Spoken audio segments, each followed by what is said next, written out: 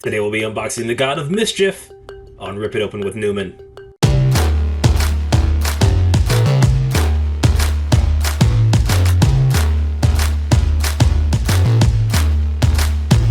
Welcome back to the channel, I'm your host Newman, and today we'll be unboxing Marvel Legends Retro Loki from Hasbro Toys. Loki Laufeyson, aka Loki, the God of Mischief, was created in 1962 by Stan Lee, Larry Lieber, and Jack Kirby. Based on the mythical god of the same name, Loki is the adopted brother of Thor, god of thunder. A constant thorn in the sides of the other Asgardians, Loki was the villain responsible for bringing about the formation of the superhero group, the Avengers. Today sadly brings about the end of my Avengers display adventure. I know it's sad. I'm sad about this. However, all good things must come to an end. But I am getting ahead of myself. We are going to take a look at this Loki figure, which is going to be the final piece of my OG Avengers display. Now, before we actually open it up, we're going to go ahead and take a look at the packaging first. Here's the front. Very nice. And the back. Also very nice. Got some nice artwork there. Good old classic Loki. I'm really excited. I love the card back. I love these classic card backs. They look very retro, like big toys for adults. We're going to go ahead and take this out of the plastic. Here are some knot instructions. And here we have the figure right here. Looking good. We're going to set that aside.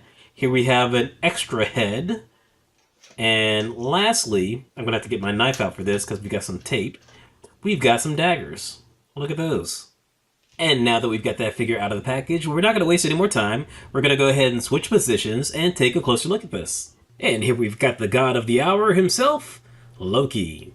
And on a first inspection, he's looking good. He looks very classic Loki. It looks like a pretty standard Marvel Legends body.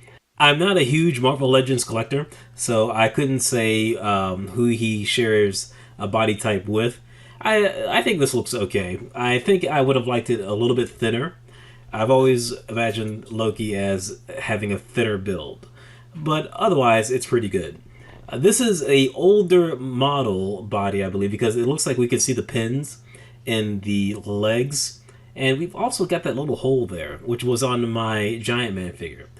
But anyway, let's go over the articulation. So the head goes up and down, left, right. There's a nice tilt. There's no obstruction because of that ponytail. I don't know if I like the collar being separate like that, but it's fine. Arms go up to about there. There is a cut at the bicep. Alright, those are both good. And we've got double jointed elbows. Let's check out the left one. Alright, those are both good. No sticking. Those are nice. Alright, and the wrists go all the way around, and there's a nice flex for back and forth. Let's try the left one. Also goes all the way around, and there is also a nice flex. Very good. Moving on to the waist. The waist goes all the way around. That's fine. And there is an ab crunch. These ab crunches are okay. I don't mind them. Legs go out to about that far. That's fine. There is a cut in the upper thigh. And it looks like we've got double jointed knees that are very tight. Let's check out the left one. Yep, that's good. It's very good. And we've got articulation at the ankle. There's a nice rocker there. Oh, and there's also a boot cut. Oh, look at that. All right, so that's good. Got quite a bit of articulation in this figure. And as I said before, you can see the pins on these joints, which is fine. I know this figure is a little bit older. I couldn't say what year it came out. But again, I was looking specifically for a classic retro Loki. And this was the best one that I could find. Let's go ahead and start putting him in some poses. See how the posability is with this figure. Got sort of basic god ascending pose right here, I guess you could say. And well, it's pretty good. The posability is very good. There's no restriction, no stuck joints, nothing of that nature. Nothing's loose. Let's go ahead and get him in a crouching, ready to punch somebody in the face position. And he does that very well. Alright, that looks good. Alright, yeah. Not too shabby. So far, my experience with the Marvel Legends articulation has been relatively good. You can get them in a lot of good positions. Only downside being is that sometimes the joints may stick with the double joints a little bit, and Sometimes they do get a little bit loose if you play with them too much. But overall, I think Marvel Legends have some pretty decent articulation. Here we've got another pose. I don't know what I call this pose. Yeah, okay, yeah. This is more God ascending. Look upon and despair. You must sacrifice 100 cows to me, or face drought. So again, just pointing out the pins that you can see. You know, it's not a huge issue for me. I realize most toys now don't have the pins showing so much, and you know, that's awesome. You know, toy technology evolves with time, exponentially, really, in the past few years. Well, as long as us Gen Xers and Millennials are are still alive and kicking. But enough existential dread. Let's go ahead and take a look at these accessories. We've got the extra head right here. I'll go ahead and put an image of the head again in the upper right hand corner because it's a little blurry on the camera. But you know, it's fine. It looks like the other head. He's smiling. He's got an evil, mischievous smile on him, as the god of mischief would. Good idea to have the ponytail windswept so it doesn't mess with the articulation. So here we got some knives. I think these are a little out of place. They're a little too intricate to go with this basic looking Loki. They feel like holdovers for a MCU Loki figure. But we're going to go ahead and, if I can keep this in my hand, we're going to go ahead and put this in his hand and see how he looks with it. Again, I feel as though we really should have had some sort of staff with Loki, or maybe some magic effects. Those would have been nice. I'm not feeling these knives with this figure. Again, they just don't look right with it. Ironically, I think this is an instance where less detail would have been better. If this was a more basic looking knife without all of the scroll work on it, I think it would have fit the figure a little bit better. Because again, this figure doesn't have a lot of detail work on it. It's your basic superhero, supervillain outfit from the 70s. The most detail that you get on here is the scale mail in the yellow in his trunks and the middle of his chest. But I mean, I've got them, so I guess I'll use them. Yeah, see that? I mean, that looks imposing. That's fine. I don't hate that. Oh, it's okay. The bigger question is, am I going to display them with these? I think I'm going to, unless I come across a good-looking staff. Maybe I can find one on eBay or Mercari or even Amazon someplace. Or one will come with a future figure that I don't need it for. Let's go ahead and get him in an upright position, see how well he balances on my ill-balanced table. And with a little bit of manipulation, he does stand up pretty well. Let's go ahead and bring in some other Avengers figures. So we're going to bring in Ant-Man. Nope, sorry, Giant Man. It's the same guy, whatever. I think the scaling between these two is good. I think Loki should be a little bigger than Hank Pym. He is a god after all. And Hank Pym is just a scientist. Not stereotyping scientists because Dolph Lundgren is one, but you know, you get what I'm saying, right? FYI, Giant Man has the newer pinless joints on this figure. Let's go ahead and bring in the Mafex Thor to round out this trio. And here we go.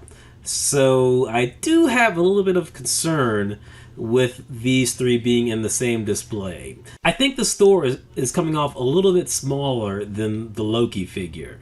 Not just in height, but overall it just looks smaller. It looks about 5 to 10% smaller, as if you just shrunk the image of the figures.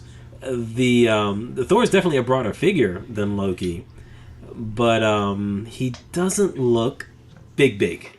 I think they can still work in the same displays just as long as they're not right next to each other. If we got them facing each other, it should work. Let's go ahead and take a closer comparison with Loki and Hank Pym, since they're both Marvel Legends. So it looks like just about every single piece is different. There's no reuse. Again, here are those pins, both in the legs and the arms. But again, it looks like every single piece is different. It looks like, you know, from the same sculptor, but everything on Loki is just slightly thicker than Hank Pym. Honestly, I think Loki would have looked great with this Hank Pym body. That's the frame that I always pictured Loki with. Again, I mean, I don't even know if this frame existed when this Loki figure was developed, so this is some extreme Monday morning quarterbacking on my part. Let's go ahead and do a closer comparison with a Thor figure. So again, as you can see, Loki sits just a little taller than Thor. However, yeah, so okay, so like the biceps and the deltoids seem about the same size, but Loki has much larger forearms than Thor, and larger feet too. Yeah, that just it's weird for me to have Loki be the bigger guy than Thor. This just reminds me of the X-Men movies with Cyclops and Wolverine. It just doesn't feel quite right. Like each character in and of itself is good, but when you put them next to each other, it feels a little off. I think that Ragnarok figure that I got would actually be a better size comparison with the Loki figure. And I know there's a Thor Marvel Legends out there, a classic Thor Marvel Legends, but I think I didn't care for it. I think I didn't care for the hammer. There's something about it that just made me decide not to get it and to go with Mafex. I'm okay with my decision. Again, if as long as I just separate these two figures, I think these should be fine. Now, I completely forgot to talk about the extra head. I always forget about the head swap for some reason. Let's go ahead and get Loki in a nice position worthy of that evil grinning head. And here we go. So the pop off and pop on is relatively easy. Just got to make sure that ball joint is stationed properly and that the spiky clown collar, because that's what it is, is out of the way. And yeah, I quite like this head sculpt. I think this might be the head sculpt that I use. The other one's a little too stoic for me. I think this is Loki, just with his poo-eating grin. Yeah, that looks good. I like that. I think this is acceptable for my Avengers display. He is suitably retro, suitably menacing, and I think this is going to work out pretty well. Yeah, I like this figure. It's nothing too crazy. The accessory's a little limited, but all in all, I think this is okay. I think this is good. I think this will work pretty well. Not a fan of those knives too much. I'm a fan of them, and then I'm not a fan of them. I do think I'll try and look for some sort of gold staff for this figure. Luckily, he has two gripping hands for it. Okay, final thoughts. I think this is a pretty decent figure. I think the sculpting is good. I think the articulation is really good. I think the head sculpts are actually the standouts for this. I really like the grimacing face, and the stoic face I think is a good sculpt. I won't be using it though, but I think that's pretty good. I'm not a big fan of the accessories, to be perfectly honest. As I've said before in this review and unboxing, I'm not a fan of how intricate the blades are. They feel like they belong to a more detailed photorealistic figure, like an MCU figure. I don't really like the collar being separate. I feel like that should have just been one sculpt and sculpted onto his body, his torso. But I know they do that for production reasons, so that they can just use the same torso for multiple characters. The same goes for the scale mail on the yellow portions of his costume. I really would have preferred that be a sculpt as opposed to a paint application, but again, I realize why they did it.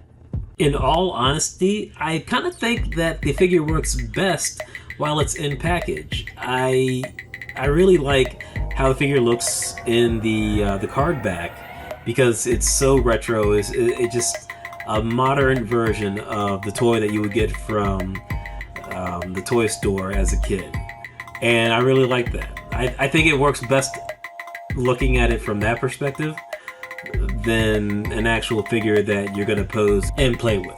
That's not necessarily a knock, even though it sort of sounds like it. It's more akin to having a really good chicken sandwich made out of an average chicken patty. I mean, the average chicken patty is just sort of brought up by all the extra stuff on the sandwich.